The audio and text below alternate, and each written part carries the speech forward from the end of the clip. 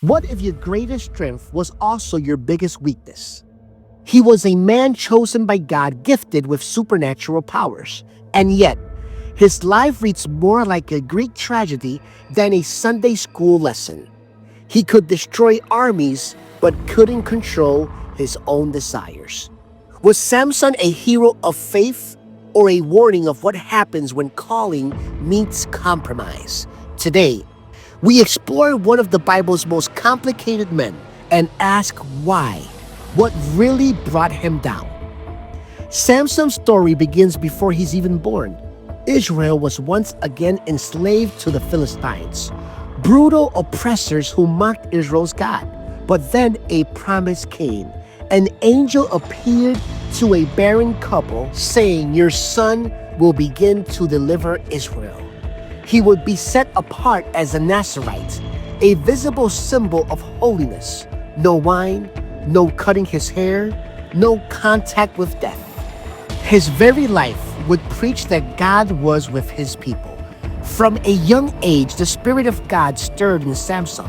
He was unlike anyone Israel had ever seen, stronger than lions, unstoppable in battle.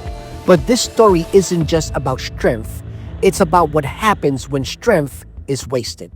Samson had a weakness, and it wasn't his hair, it was his heart. He couldn't resist the wrong woman. Over and over, he pursued Philistines' women, enemies of his people, enemies of his God. This wasn't romance, it was rebellion, and it set the stage for his downfall. Enter Delilah. She wasn't just a love interest, she was a setup. The Philistines' rulers were desperate. Samson had humiliated them too many times, so they came to Delilah with an offer. Seduce him, discover the secret of his strength, and we'll each pay you silver. She agreed. This wasn't love, it was betrayal, dressed in perfume. Night after night, she pressed him. "Tell me the secret. Where does your power come from?" And night after night, Samson toyed with her. Lies, games, tricks, but eventually he broke. "If my hair is cut, I'll be as weak as any man."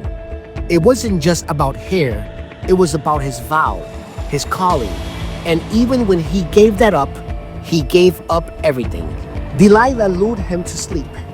The razor came, the hair fell, the vow was shattered, and the Philistines struck. They seized him, gouged out his eyes, shackled him in bronze chains. The mighty warrior, now blind, broken, forgotten. The story doesn't end there. There's a quiet line almost easy to miss. But the hair on his head began to grow again.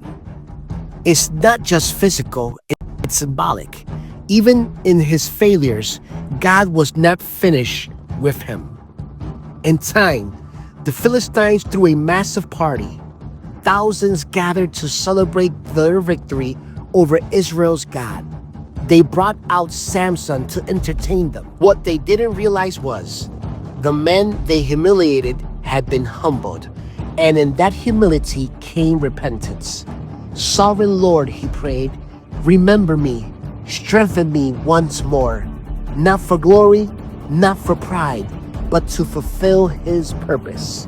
He placed his hands on the pillars and pushed.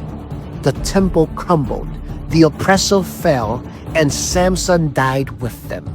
In his death, he delivered more of Israel than he ever did in his life. So what do we make of Samson? A champion of faith, or a man destroyed by his own lack of control? The truth, he was both.